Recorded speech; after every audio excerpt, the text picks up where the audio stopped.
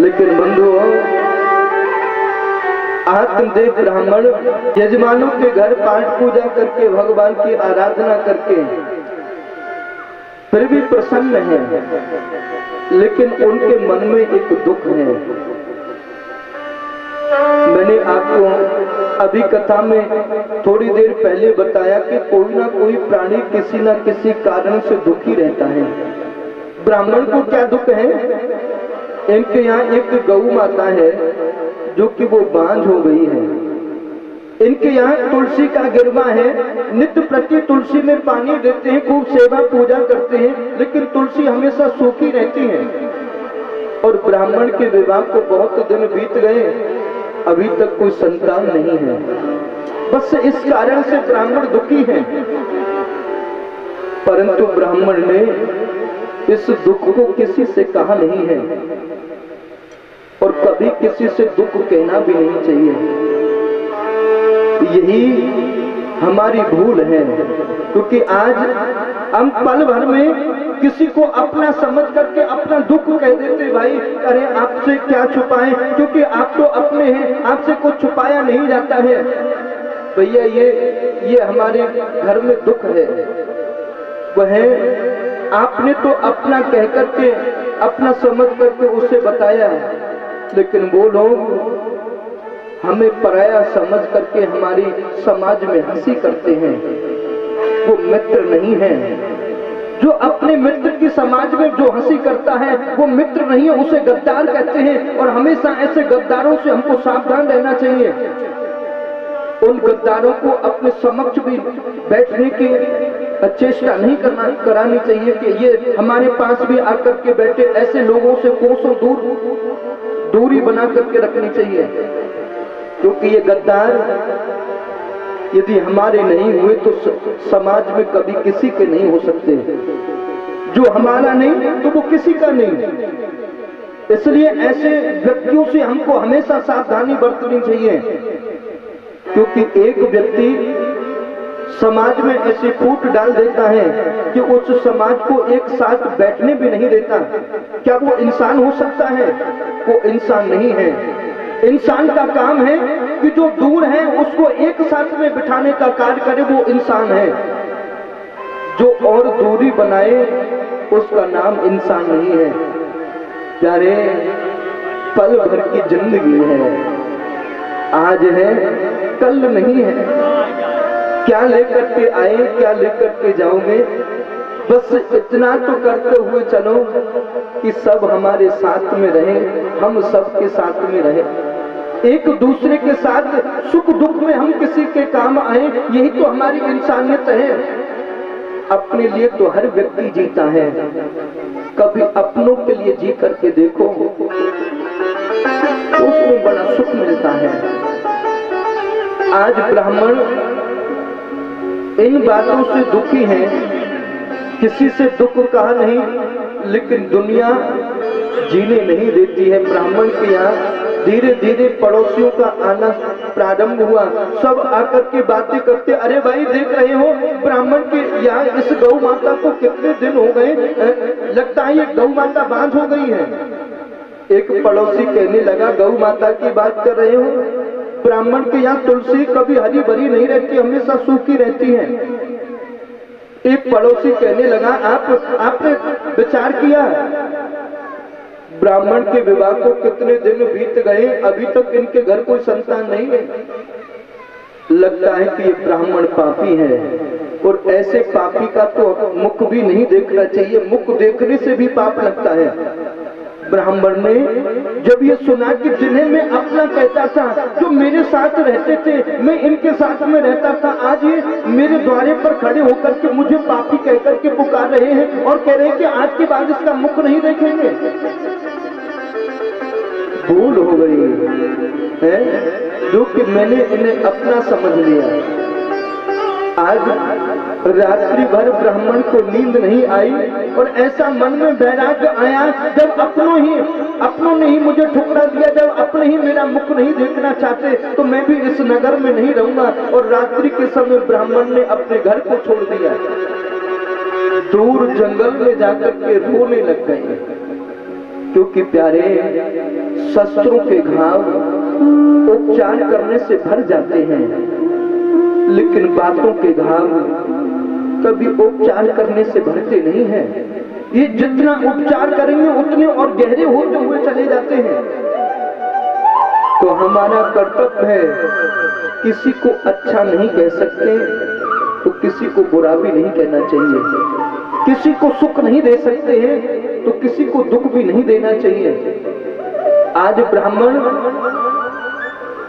अपनों की बातों को सोच सोच करके जंगल में रो रहा है। हे विधाता, यदि आज मेरे घर एक बेटा होता तो ये समाज, ये दुनिया मुझे पापी कह करके नहीं पुकारते हैं। इस ब्राह्मण की रोने की आवाज को सुनकर के एक संत दौड़े दौड़े चले आए और संत ने आकर के ब्राह्मण से पूछा, ब्राह्मण, मैं जानता हूं कि ये अपनों का दुख है? ये अपनों का दिया हुआ दंड है, लेकिन तुम्हें क्या दुख है? किस दुख से आप दुखी हो? हे संत देव, मेरे घर में कोई बेटा नहीं है, जानते हो, उसके कारण ये गांव वाले, ये समाज मुझे सब पापी कह करके पुकारते हैं। और आज तो गांव वालों ने निश्चय किया है कि हम इस पापी का मुख नहीं देखेंगे। इसमें मेरा क्या दोष हो सकता है? आज संत के सामने ब्राह्मण प्रार्थना करने लगा है, संत देव, आप मेरी भाग्य रेखा, हस्त रेखा देख करके बताइए ना कि मेरे भाग्य में संतान का सुख है या नहीं। यदि संतान मेरे भाग्य में लिखी होगी तो घर जाऊंगा, संतान भाग्य में नहीं लिखी होगी तो जंगल में ही प्राणांत करके मर जाऊंगा, लेकिन घर लौट करके नहीं जाऊंगा। बंधुओं, आज तो ब्राह्मण ने जब ऐसा सुना, ऐसा कहा, संत ने भाग्य रेखा देख करके बताई, कहने लगे, ब्राह्मण देव, तुम एक जन्म की बात कर रहे हो? अरे तुम्हारे भाग्य में तो 7 जन्मों तक संतान का सुख नहीं लिखा। क्या कहा? मेरे भाग्य में 7 जन्मों तक संतान का सुख नहीं है। कहां एक जन्म के लिए ब्राह्मण दुखी थे और कहां आज 7 जन्मों का दुख संत ने इनकी झोली में ला करके डाल दिया। समझो कि इसकी झोली में तो दुखों का पहाड़ आकर के टूट पड़ा हो। हाथ जोड़ करके प्रार्थना की, मन में विचार किया, जो संत 7 जन्म पहले की मुझे बता सकता है, वो संत इस जन्म में मुझे संतान भी दे सकता है। हाथ जोड़ करके प्रार्थना करने लगे, मैं कुछ नहीं जानता, आप मुझे संतान प्राप्ति का यदि वरदान नहीं देंगे तो आपके द्वारे पर सर को पटक पटक करके मर जाऊंगा, लेकिन घर लौट करके नहीं जाऊंगा। बंधुओं, संत हृदय नवनीत समाना, कहाँ कबील पर कहाँ न जाना। संत का हृदय नवनीत माने मक्खन, माखन से भी अधिक कोमल होता है। माखन के नीचे अग्नि लगाई जाएगी तब जाकर के वो तपता है, लेकिन संत का हृदय तो दूसरे के दुख को देख करके पिघल जाता है। संत ना होते जगत में तो जल मर तो संसार। बंधुओं, जीवन में संतों की अनंत महिमा है। यदि संत नहीं होते तो हमारे समक्ष ये वेद शास्त्र नहीं होते, और यदि ये वेद शास्त्र नहीं होते तो हम कैसे जान पाते कि राम और कृष्ण कौन हैं? हम कैसे जान पाते कि सनातन धर्म की मर्यादा क्या है? हम कैसे जान पाते कि अतिथियों की सेवा करने से क्या फल मिलता है? ये सब संतों की महिमा है, जो कि हम अपने सनातन धर्म से जुड़े हुए हैं। और संत तो सदैव उपकारी होते हैं, संत तो सदैव दूसरों का हित करते हैं।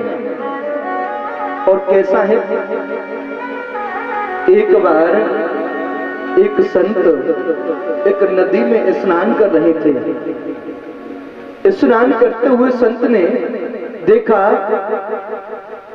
कि एक नदी के पानी में बिच्छू बह करके जा रहा है। उस बहते हुए बिच्छू को देख करके संत के हृदय में दया आ गई। अरे राम रे राम, ये बेचारा मर जाएगा, इसको बचा। संत ने अपने हाथ में उस बहते हुए बिच्छू को उठा लिया और बिच्छू का काम डंक मारने का। उसने बिच्छू ने संत के हाथ में डंक मार दिया। जब डंक मारा तो उससे जलन हुई, हाथ कांपने लगा, दर्द होने लगा, तो वह बिच्छू दोबारा से उस पानी में गिर पड़ा। फिर संत के हृदय में दया आई, अरे ये बेचारा मर जाएगा, इसको बचाना चाहिए। दूसरे हाथ से फिर उठा लिया। बार बार वह बिच्छू डंक मार देता है, संत को काट लेता है और संत के हाथ में जलन होती है। फिर बार बार वो बिच्छू पानी में गिर जाता है। किनारे पर खड़ा हुआ एक व्यक्ति संत से कहने लगा, संत देव क्यों मर नहीं जाने देते इसे, ये बार बार तुम्हें दुख दे रहा है, बार बार तुम्हें इतनी पीड़ा हो रही है। संत ने जवाब दिया, जब ये जंतु होकर के अपना स्वभाव नहीं बदल सकता, इसका स्वभाव काटना है, तो मैं संत होकर के अपना स्वभाव कैसे बदल सकता हूँ, क्योंकि संतों का काम तो दूसरों के ऊपर उपकार करने का है, मैं इससे अवश्य बचा करके मानूंगा। तो संतों का जीवन तो सदैव दूसरों के हित के लिए होता है। संत अपने लिए नहीं जीते, संत अपने लिए कोई उपकार नहीं करते हैं। जो कुछ करते हैं वो राष्ट्र के हित के लिए करते हैं, वो समाज के हित के लिए करते हैं। और बंधुओं, ऐसी धरोहर केवल एक व्यक्ति की नहीं होती है, ऐसी धरोहर पूरे राष्ट्र की होती है, पूरी दुनिया की होती है। और ऐसे सत्कर्म जो आज भागवत कथा के माध्यम से हम लोग जो सत्कर्म कर रहे हैं, ये एक व्यक्ति का सत्कर्म नहीं होता है। आप केवल ये ना सोचें कि यह कार्य केवल हमारे मोहन सिंह भैया जी करा रहे हैं तो ये उन्हीं का काम है। नहीं, ये कार्य पूरे गांव का है, ये कार्य पूरे इलाके का है, ये कार्य, ये सत्कर्म पूरी दुनिया का है। इस सत्संग में दूर दराज से व्यक्ति आकर के बैठ सकता है। हम जानते हैं कि व्यक्ति पैसा खर्च करके मंदिर बना सकता है, लेकिन मंदिर की शोभा कम है जब उस मंदिर में यात्री जाएगा, जब भगवान के भक्त जाएंगे, आते जाते रहेंगे, तो उस मंदिर की पहचान बढ़ेगी। है भगवान की कृपा।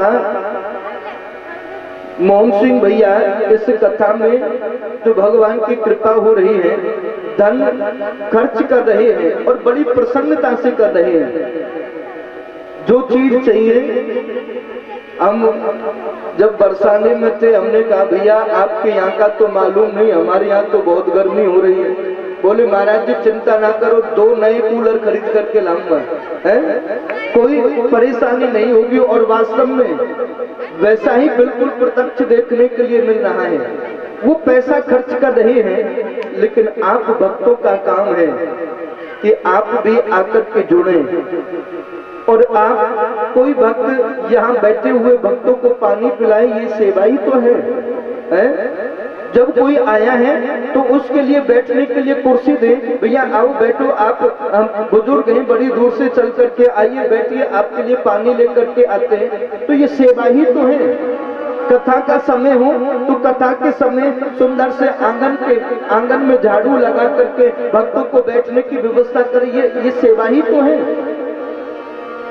और ये सेवा हर व्यक्ति कर सकता है। तो आप भी इन सेवाओं से वंचित नहीं रहे, इसे अपना कार्य समझ करके आगे की ओर लेकर के चलें। और आप ये नहीं सोचना कि इन्होंने मुझसे कहा है तो मैं आपसे कह रहा हूं, नहीं, ये हमारा कर्तव्य है बंधुओं, ये भगवान की कृपा है जो कि ऐसा सुंदर आयोजन आपके यहाँ हो रहा है। तो आप सब जुड़ मिल करके इसे पूर्णता की ओर लेकर के चलेंगे तो बड़ा आनंद आएगा। तो आज संत के हृदय में दया आई तो संत ने एक फल निकाल करके ब्राह्मण के हाथों सौंप दिया और आशीर्वाद दिया, ब्राह्मण ये फल ले जाओ, पत्नी को जाकर के खिला देना, मेरा आशीर्वाद है कि आपके घर में एक बेटे का जन्म हो जाएगा। कैसी संतों की महिमा। अभी कह रहे थे 7 जन्मों तक संतान नहीं, कहा इसी जन्म में संतान होने का वरदान दे दिया। इसलिए तो कहते हैं कि कभी कभी दवा से बढ़कर के दुआ काम कर देती है? बचना है, बद दुआओं से बचो। लेना है तो किसी की दुआओं को लो। संत को दुआ मिल गई, प्रसाद मिल गया, लेकिन धुंधली ने इस फल को गौ माता के लिए खिला दिया। पड़ोसन का बेटा गोद ले लिया धन दे करके। कुछ समय बीत जाने के पश्चात गौ माता ने एक मानव पुत्र को जन्म दिया जिसका नाम गोकर्ण रखा, और जो धन दे करके पड़ोसन का बेटा लिया उसका नाम धुंधकारी रख दिया। लेकिन दोनों में अंतर क्या है? गोकर्णो पंडितो ज्ञानी, धुंधकारी महाखना। गोकर्णी महाराज परम ज्ञानी है, वेद शास्त्रों का अध्ययन करते हैं, माता पिता की सेवा करते हैं, द्वारे पर आए हुए अतिथियों का स्वागत करते हैं, तीर्थ यात्रा करते रहते हैं, इसलिए वह परम भक्त हैं। लेकिन धुंधकारी महाखल है, महापापी है। कैसा पापी? मदिरा का पान करता है, जुआ खेलता है, वैश्याओं की संगत करता है। बंधुओं, एक दिन ब्राह्मण ने ऐसा अद्भुत दृश्य देखा। कैसा दृश्य? धुंधकारी के साथ में दो वैश्याएं हैं, और जानते हैं दोनों वैश्याओं के कंधों के ऊपर धुंधकारी ने हाथ रखा हुआ है, और वैश्याएं इसे मदिरा पान कराती वही घर की ओर लेकर के आ रही हैं। धुंधकारी का जब ये दृश्य आंख ब्राह्मण ने देखा, तो आज धुंधकारी के इस दृश्य को देख करके ब्राह्मण घबरा गए। समझाया, अरे बेटा धुंधकारी, ये तू क्या कर रहा है? जानता है तूने स्वर्ग जैसे घर को नरक का अड्डा बना दिया। आज तेरे कारण समाज में मेरी हंसी होती है। घर में बेटा हो, लेकिन कैसा हो? संत कहते हैं, जननी जने तो भक्त जन के दाता के सूर, याति तो बाझई भली, क्यों व्यर्थ गवावे नूर, क्यों व्यर्थ गवावे नूर। संत कहते हैं कि जननी जने तो भक्त जन। घर में बेटा हो तो कैसा हो कि भक्त हो, ये उत्तम श्रेणी है। और दूसरी श्रेणी है कोई दानी हो, और तीसरी श्रेणी है कोई वीर पुरुष हो जो हमारे भारतवर्ष की रक्षा करे। यदि इन तीनों में से कोई नहीं है, ना भक्त है, ना दानी है, ना वो वीर पुरुष है, तो याते तो बाझई भली, क्यों व्यर्थ गमावे नूर। इससे तो घर में बेटा ना हो तो ठीक है। बंधुओं, आज ब्राह्मण ने बहुत समझाया, लेकिन धुंधकारी ने माता पिता को घर से धक्का देकर के निकाल दिया। वैश्याएं 5 वैश्याओं को अपने घर में रखता है, नित्य प्रति धन की लालसा करती हैं। वैश्याएं धन मांगती हैं, लेकिन जब धुंधकारी के पास जब धन नहीं रहा तो निश्चय किया कि मैं राजा के खजाने को लूट करके लाऊंगा, और राजा के खजाने को लूट करके लाया। 5 वैश्याओं के लिए धन ला करके दे दिया। देवियों, इतना धन तो आपको कहीं भी किसी के सामने मांगने की आवश्यकता नहीं पड़ेगी। 5 वैश्याओं ने धन का बंटवारा कर लिया और विचार करने लगी कि राजा के खजाने को लूट करके लाया है। किसी ना किसी दिन राजा को मालूम होगा कि धुंधकारी ने मेरा खजाना लूटा। इससे पूछेगा राजा कि भाई तूने इतना धन कहाँ खर्च किया? ये कहेगा वैश्याओं को दे दिया। अरे ये तो मरेगा, साथ में हमको भी लेकर के मरेगा। तो क्या करे, ना रहेगा बांस और ना बाजेगी बांसुरी। जब धुंधकारी नहीं रहेगा तो राजा को जाकर के बताएगा कौन कि मैंने वैश्याओं को धन दिया, इसलिए धुंधकारी को मार देना चाहिए। 5 वैश्याओं ने धुंधकारी को चारपाई के ऊपर कस के बांध दिया, इसके मुख में जलते हुए अंगारे डालने लगी। धुंधकारी चिल्लाते चिल्लाते, आज तो धुंधकारी का प्राणांत हो गया, धुंधकारी मर गया। और मरने के बाद प्रेत योनि में जा पहुंचा। क्यों? क्योंकि जीवन में इसने कोई सत्कर्म नहीं किया, कभी भगवान का नाम लिया नहीं, कभी तीर्थ यात्रा की नहीं, कभी दान किया नहीं। ऐसे प्राणी को तो मरने के बाद में प्रेत योनि प्राप्त होनी है। इसके भाई गोकर्ण ने गया में जाकर के पिंडदान किया, लेकिन फिर भी मुक्ति नहीं हुई। गया में उस प्राणी के पिंडदान करने से उसकी मुक्ति होती है जिसने थोड़ा पाप किया हो, थोड़ा पुण्य किया हो। लेकिन जिसने कभी पुण्य किया ही नहीं, कोई सत्कर्म किया ही नहीं, पाप ही पाप कर्म जिसने किया, एक बार की चले क्या हजारों बार गया में जाकर के पिंडदान कर लो, फिर उसकी मुक्ति नहीं हो सकती। ऐसे महापापी की मुक्ति कैसे हो? यदि भागवत की कथा ऐसे महापापी को श्रवण करने के लिए मिल जाए तो उसकी मुक्ति हो जाती है। सूर्य भगवान के कहने से आज गोकर्णी महाराज ने अपने भाई धुंधकारी के निमित्त 7 दिवस की इस भागवत कथा का आयोजन किया। 7 दिवस की कथा का आयोजन किया। धुंधकारी को सप्त ग्रंथी बांस में बैठने के लिए स्थान दिया। क्यों? क्योंकि जो प्रेत होता है ना, वो हवा का झोंका होता है। जब हवा इधर से चले तो प्रेत इधर को चल देता है, हवा इधर से चले प्रेत इधर को चल देता है। और यदि कथा में बैठकर के मन चलायमान हो, मन एकाग्र नहीं हो, तो कथा का फल नहीं मिलता। इसलिए धुंधकारी के लिए गोकर्णी महाराज ने बांस में बैठने के लिए स्थान दिया।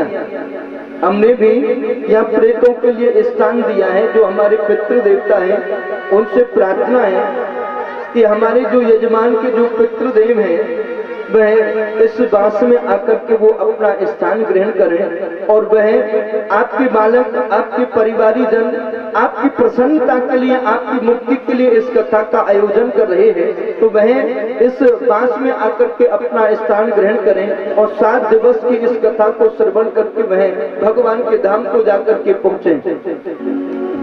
तो बंधुओं, जैसे 7 दिन की कथा हुई तो ये बांस बीच से फट गया। इस बांस से जो प्रेत आत्मा, जो पापी, जो धुंधकारी बैठा हुआ था, आज तो वो भगवान का भक्त बन गया 7 दिवस की कथा सुन करके। और जब भक्त बना तो इस भक्त को लेने के लिए बैकुंठ से भगवान का सुंदर विमान आया। भगवान के पार्षद इस धुंधकारी के ऊपर पुष्पों की बारिश करते हुए आए और इस विमान में बिठाया, और धुंधकारी विमान में बैठ करके बैकुंठ को जा पहुंचा। बोलो भागवत भगवान की। इस भागवत कथा की इतनी महिमा, जो कि धुंधकारी प्रेत योनि से भी इस कथा को श्रवण करके मुक्ति को प्राप्त हो गया, उसे वैकुंठ की प्राप्ति हो गई। तो ऐसी भागवत कथा की महिमा है। तो आपने ये जाना कि ये भागवत क्या है, इसे क्यों सुनना चाहिए? क्योंकि भक्त जो भगवान की कथा श्रवण करते हैं, जो जीते जी सुनते हैं, वो तो मुक्त होते ही हैं। लेकिन मरने के उपरांत भी यदि किसी के लिए हम सुन रहे हैं, किसी के लिए कथा हम करा रहे हैं, तो वह भी उसे वैकुंठ की प्राप्ति हो जाती है। इसलिए इस कथा को सुनना चाहिए। तीसरा शब्द कैसे सुनना चाहिए? मन को एकाग्र करके है। बार बार कथा में फोन आ जाए, सुन लीजिए, समझ लीजिए कि हमारे सर के ऊपर कलयुग आकर के बैठा हुआ है। बार बार कोई कानों में आकर के पूछे अब हमें क्या करना है, पहले ही व्यवस्था करके बैठिए। जो हमें करना है उसके लिए परिवारी जन हैं। आप केवल एकाग्र मन से भगवान के शरणागति होकर के आप भगवान की कथा श्रवण कीजिए। अरे दुनिया के लिए तो पूरा जीवन निकाल दिया, ये 7 दिन केवल भगवान के लिए निकाल करके तो देखो। भगवान अवश्य भक्त की पुकार सुनते हैं और इसमें कोई संदेह नहीं। भगवान की कृपा का और क्या आपको उदाहरण दें। जो कि स्वयं बांके बिहारी श्री धाम वृंदावन से आपके समक्ष चले आए, तो आप भगवान की कृपा के पात्र हैं, इसलिए भगवान आपके द्वारे पर चले आए। तो आप भगवान की कृपा समझ करके भगवान की कथा का रसास्वादन करें। आज प्रथम दिवस की कथा को हम लोग यही विराम करते हैं। कुछ कथा की में हो आरती,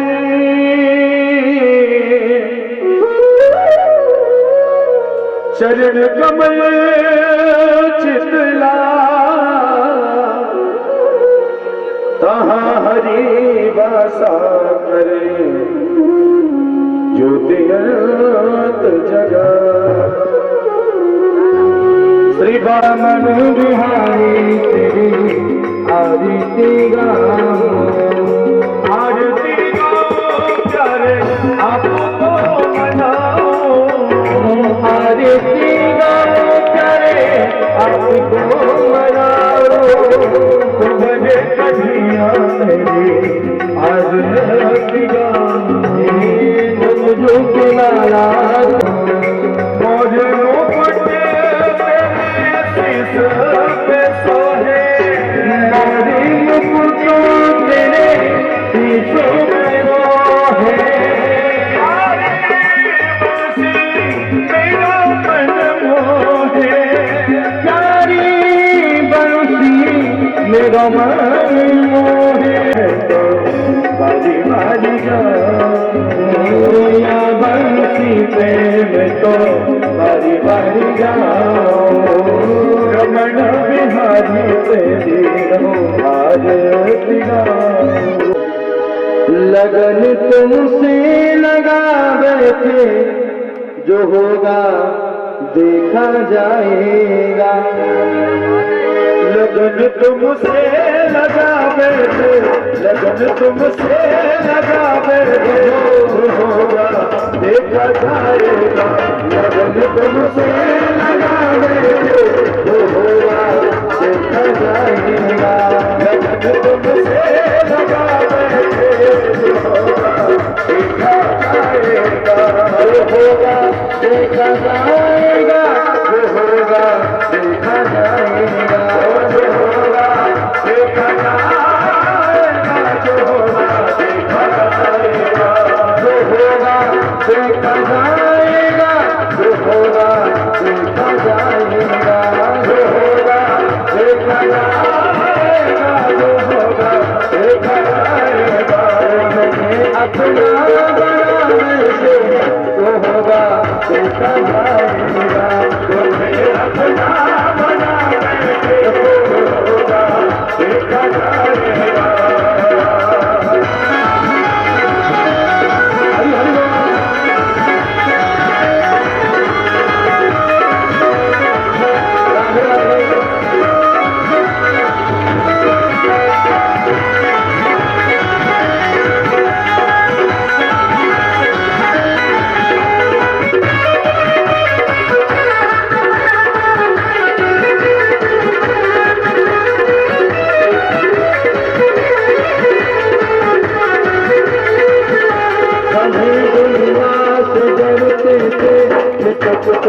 याद करते थे, कभी दुनिया से डरते थे, तो छुप छुप याद करते थे। कभी दुनिया से डरते थे, छुप छुप याद करते थे।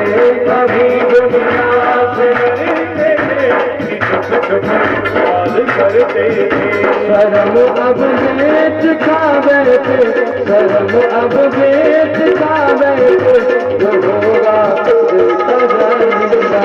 लगन तुमसे लगा बैठे, जो होगा देखा जाएगा।